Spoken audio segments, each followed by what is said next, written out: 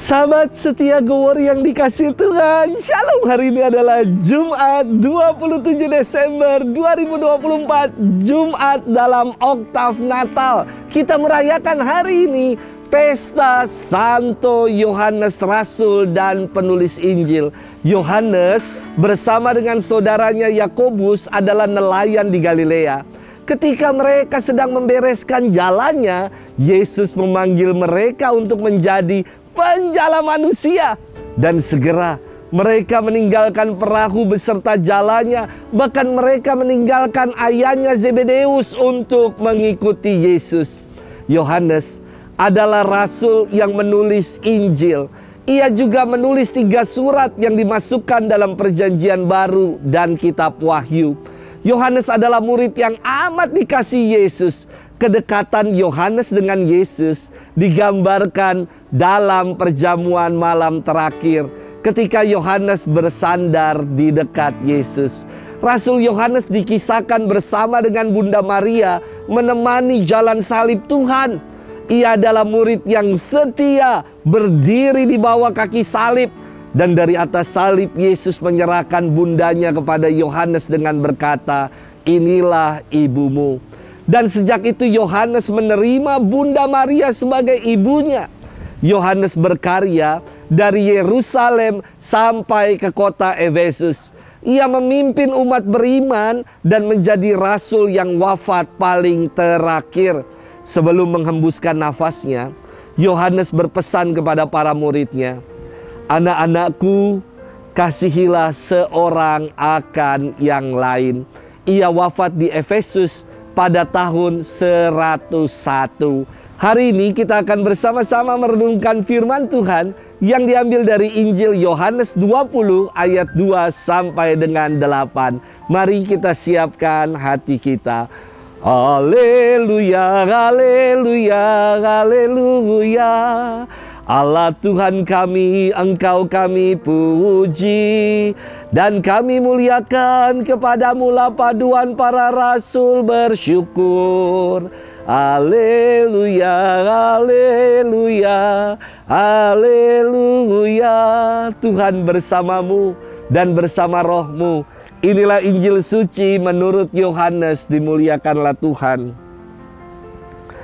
Pada hari Minggu Paskah setelah mendapati makam Yesus kosong, Maria Magdalena berlari-lari mendapatkan Simon Petrus dan murid yang lain yang dikasihi Yesus.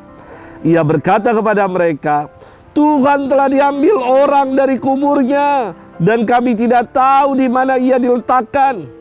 Maka berangkatlah Petrus dan murid yang lain itu ke kubur. Keduanya berlari bersama-sama. Tetapi murid yang lain itu berlari lebih cepat daripada Petrus, sehingga ia lebih dahulu sampai di kubur. Ia menjenguk ke dalam dan melihat kain kafan terletak di tanah, tetapi ia tidak masuk ke dalam. Maka tibalah Simon menyusul dia dan masuk ke dalam kubur itu. Ia melihat kain kafan terletak di tanah, sedang kain pelu yang tadinya ada di kepala Yesus tidak terletak dekat kain kafan itu, tetapi agak di samping di tempat yang lain dan sudah tergulung. Maka masuklah juga murid yang lain yang lebih dahulu sampai di kubur itu. Ia melihatnya dan percaya. Demikianlah sabda Tuhan. Terpujilah Kristus. Sahabat setia Gowor yang dikasihi Tuhan, Shalom, salam sehat untuk kita semua. Saya pernah ditanya sama umat begini, "Romo, lebih baik mana ya? Orang beriman tapi jahat, atau orang yang tidak beriman tapi baik?" Saya jawab, keduanya sama-sama tidak lebih baik. Lah, buat apa orang beriman kalau jahat? Imannya buat apa? Sia-sia dan mati. Orang beriman seharusnya dari imannya menggerakkan dirinya untuk bersaksi, untuk mengamalkan imannya dalam perbuatan.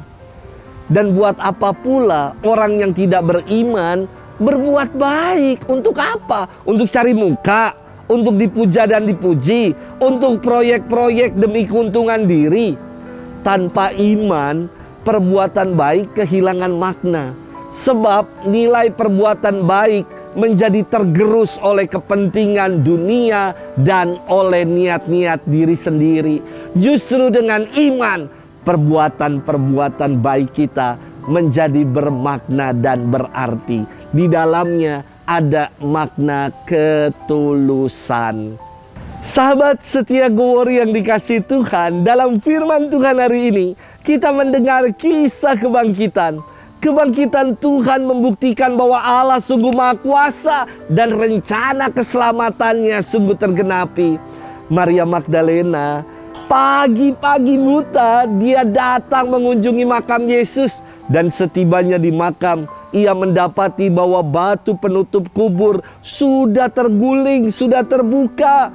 Maka ia lari bergegas memberitahukan kepada para rasul dengan berita, Tuhan telah diambil orang dari kuburnya dan kami tidak tahu di mana ia diletakkan.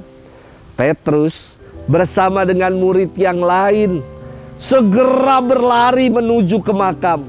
Dan dikatakan Petrus kalah cepat dengan murid yang lain itu. Siapakah murid yang lain itu yang larinya lebih cepat? Menurut para ekseget, para ahli kitab, murid yang berlari lebih cepat, murid yang dikasih Yesus itu adalah Yohanes. Namun saya kira kita juga bisa mengganti nama murid yang lain itu dengan nama pribadi kita. Kalau kita sungguh dikasih Yesus, kita juga mau bergegas lebih cepat untuk berjumpa dengan Yesus junjungan kita. Namun ketika mereka datang ke kubur itu, yang didapati adalah kafan telah terletak di tanah dan kain peluh telah tergulung rapi agak jauh.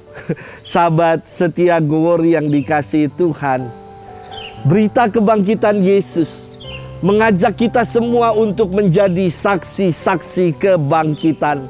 Maka dikatakan ketika mereka keluar dari kubur itu, para murid akhirnya menjadi percaya dengan apa yang dikatakan Yesus, kalau ia wafat dan akan bangkit. Maka kita pun diutus, saya kira, untuk mewartakan kasih Tuhan dalam kehidupan. Natal baru saja kita rayakan.